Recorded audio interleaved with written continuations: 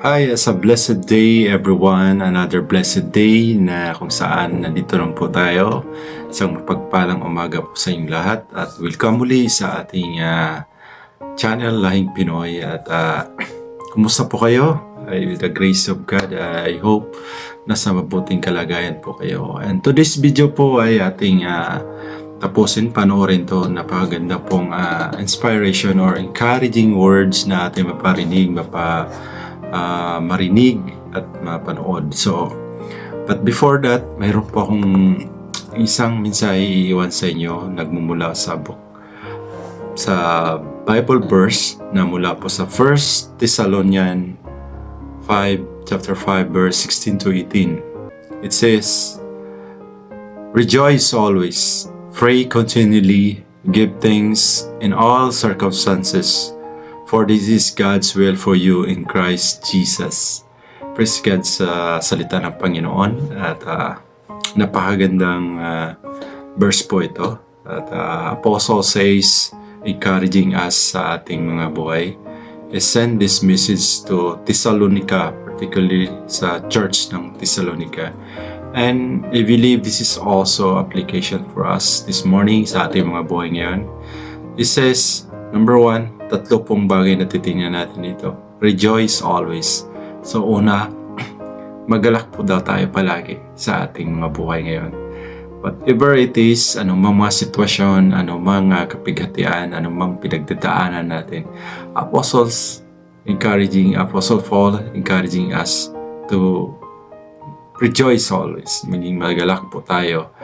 Dahil kasama natin ang Panginoon, dahil may Diyos tayo, dahil if you believe in God, maging magalak po tayo dahil kasama natin siya at hindi niya tayo pababayaan. That's the promise of God. He will never leave us. He will never forsake us sa ating mga buhay.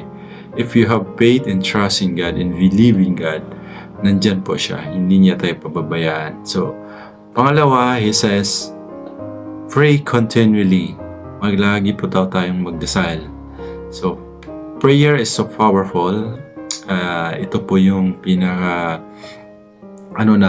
backbone sa ating pananampalataya.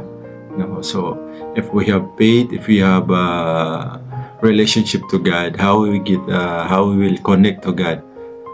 If you have relationship, we need to pray. Kausapin po natin ang Panginoon kung ano yung mga desire natin, kung ano mang kahilingan natin, kung ano man ang ating mga naisin sa buhay or sasabihin sa Kanya. Ito yung way to connect God. We have to pray, talk to Him, talk to our God. So, wala pong pinipiling oras. Ang panalangin ay kahit anytime pwede po pong kausapin ang Panginoon because God is holy. Holy Spirit ay nandyan, nakasama po natin. So, lagi po tayong manalangin, anuman po ang ating sitwasyon. Ito may nasa ating sitwasyon na masaya, malungkot, or mayroon man tayong pinagdadaanan. We need to pray. Apostle Paul encouraging us, manalangin po tayo sa anumang pong sitwasyon, sa anumang kapanahunan. Tayo'y walang pray without ceasing, walang patig. Ang ating panalangin ay hindi mapuputol. So it is very vital, important sa ating mga Kristiyano, mananampalataya sa Diyos. Dahil kung wala kang prayer, how we connect to God, how we can talk to God?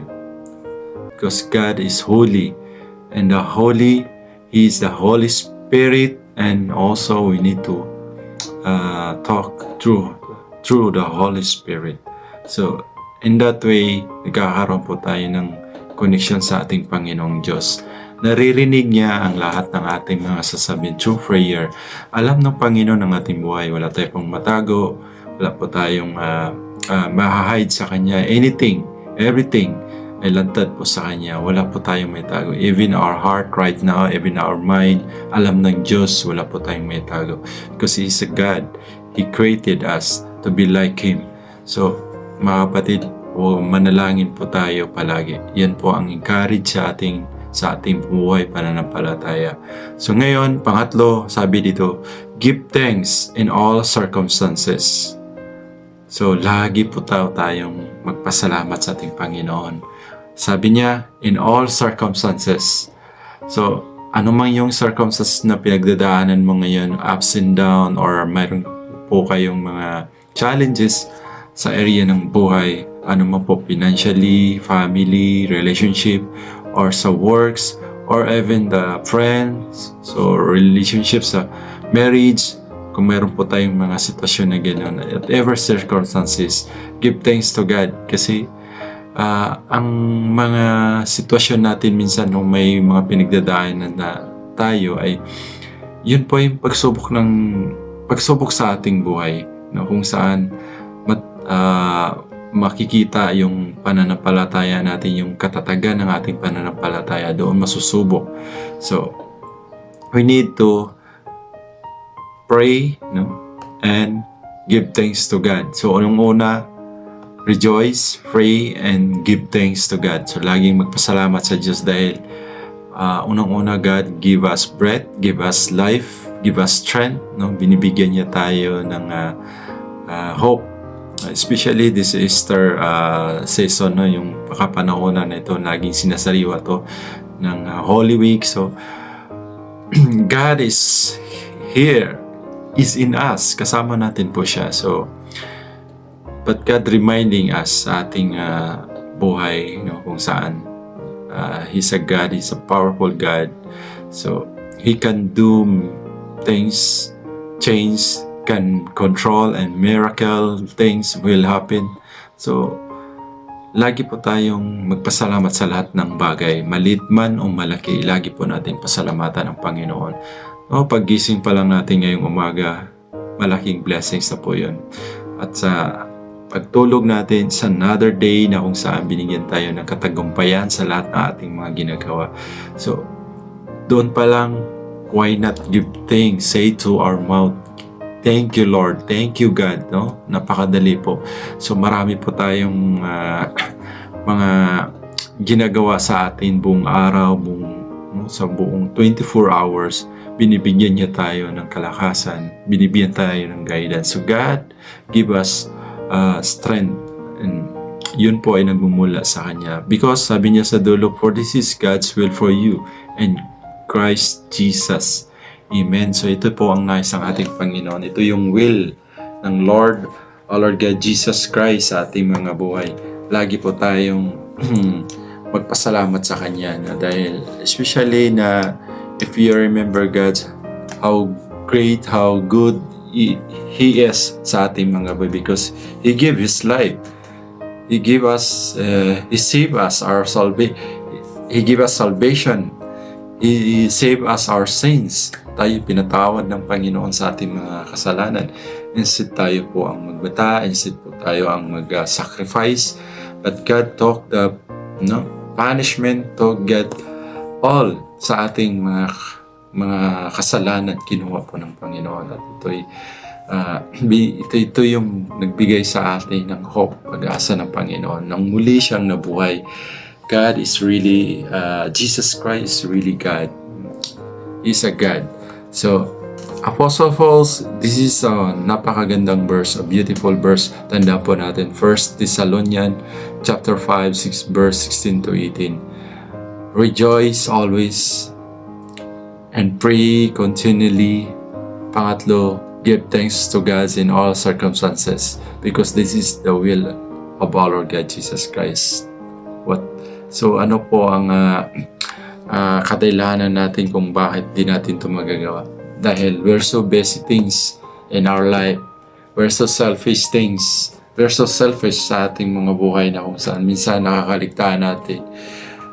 We forget na ang lahat ay nagmumula po sa ating Panginoon. I'm not saying you're not praying, but I hope when you listen to this word, this video, watch this video, at least God encouraging you, God reminding you through His word. 1 Thessalonians chapter 5, verse 16 to 18. So, Brothers and sisters, I hope naunawaan po ninyo ang salita natin, Panginoon. That's only my point of view, my thoughts, no, na binibigay sa atin ng Panginoon mula sa kanyang mga salita. So maraming salamat po sa panunood at pakikinig sa video na ito. And bago po ako mag-end, may iwan po ako sa inyo na isang video.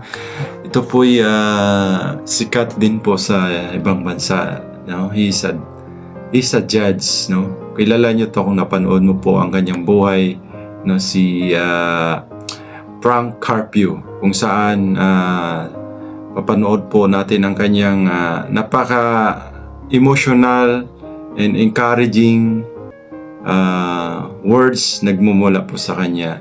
So it's very supported at marami po siyang natutulungang tao. Kung manonood po kayo sa kanyang during that time yung nag-viral siya, marami po siyang natutulungan, no? Mga ordinaryong people tinutulungan po niya, and kilala po siya. And ito po may yung saan makita natin siya ngayon sa kanyang sitwasyon, how blessed he is, and we pray for him.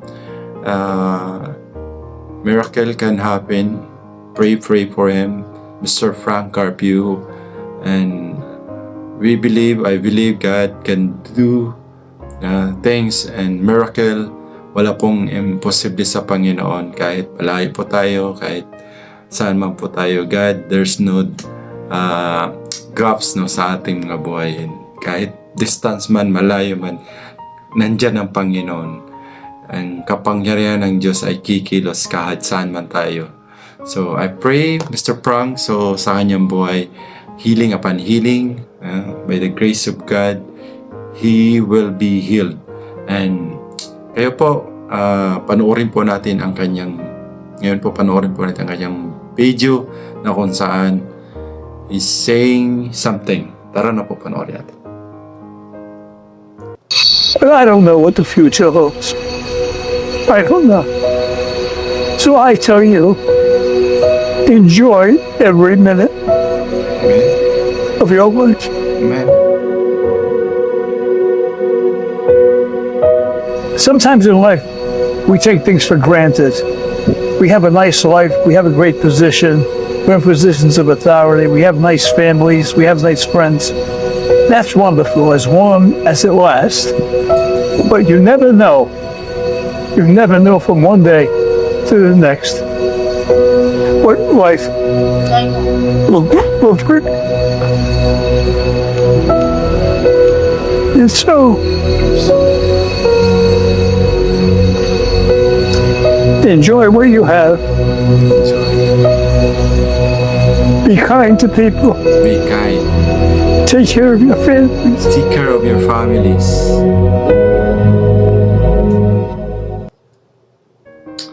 So yun po mga kapatid, napakagandang mensahe po sa kanyang iniwan, sinabi sa kanyang video kay Mr. Frank. Attorney po siya, and he's a chief judge in the United States, Providence, I think yun po. At marami po siyang natutulungan, and I'm so nakaka-touch po ang video niya nung nagpapalo po ako sa kanya, nanonood ako sa mga videos niya noon.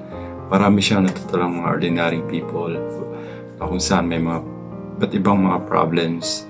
So I pray, Mr. Frank Carpio, that God, the guidance of the Holy Spirit, moves sa kanyang buhay and free healing upon healing, completely healing sa kanyang buhay right now in Jesus' name. Amen. So ayun po, napaka-powerful ng message niya. He said, enjoy. Praise God, we need to, sabi ko lang po, rejoice always. No, we don't know what's life bring next day sa ating mga buhay. So, ba't pa tayo malulumbay or malulungkot? Ang Panginoon ay kasama natin. Ang Diyos ay nariyan. No? Normal po yung malungkot tayo minsan, but God reminding us nandyan siya sa ating mga boy. Be joyful. Huwag po nating masyadong seryosin mga bagay. Huwag po nating masyadong idaan sa mga stress na mga sitwasyon na kung saan hindi naman masyadong importante, no? Masyadong apektado ka. So God reminding us, be joyful, because we don't know what life ahead on us. But if you have Christ, if you have God, I'm sure God will not leave you, will not forsake you. Hindi ka niya pababayaan. So be joy, no? So yun po ang pinakaano niya doon. And sabi niya, take care of your family. Wow, man. Ingatan po natin ang ating pamilya. Indeed, we need to love our family. We need to support our family. And we need to take care of our family. So, napaka-powerful. Dahil, yun po, ang family, ang siyang kasama natin, ang siyang ating malalapitan, ang siyang nagbibigay sa atin, no, ng comfort, nagbibigay sa atin. Sila lang yung, when the situation na kung saan tayo nahihirapan, sila lang yung nakakaintindi, sila yung malalapitan natin. Kasi yung ibang tao, hindi po, bihira lang po mangyari yung ibang tao na may taos pusong tumulong sa iyo. Hindi naman po lahat, but God, this message, take care of your family, because your family is your love. Kung saan ka nagsimula, doon po ang pagmamahalan. Kaya mahalin po natin ang family. Anumang sitwasyon, ay pakita po natin ang pagkakaisa at pagmamahalan at pagtutulungan, dahil ang family keeps together, no? Helping together, pray together. Yun po ang design ng Diyos sa atin. Magmahalan tayo. So, and may sinabi din dun sa last part na take care your friends. So, muli po at napakagandang mensahe ang kanyang ibinitawan doon. No? We don't know what lies ahead. Napaka-encouraging po. Every minute we need to enjoy. So, this word po ay nag-viral po. No? Alam po natin na marami siyang natutulungan tao. Kaya, so, nakaka-touch po. Be kind to other people. Wow, napakaganda.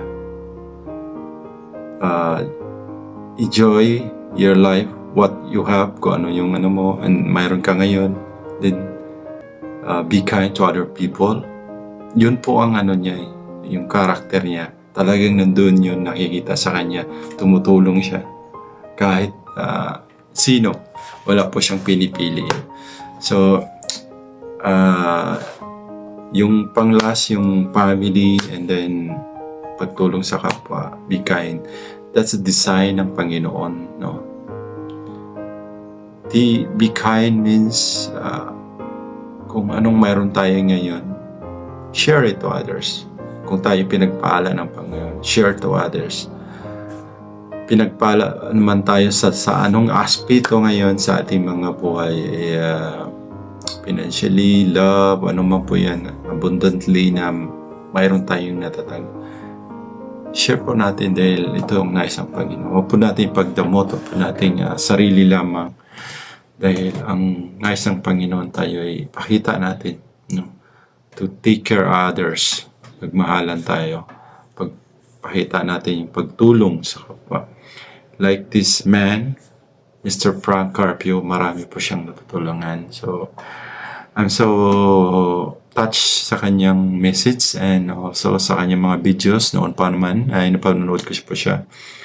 So, kayo po, ano pong masasabi nyo sa kanyang videos? In this video, I hope at least I give you some words, encouragement at inspirations, words nagmumula po sa kanya, and the Word of God itself.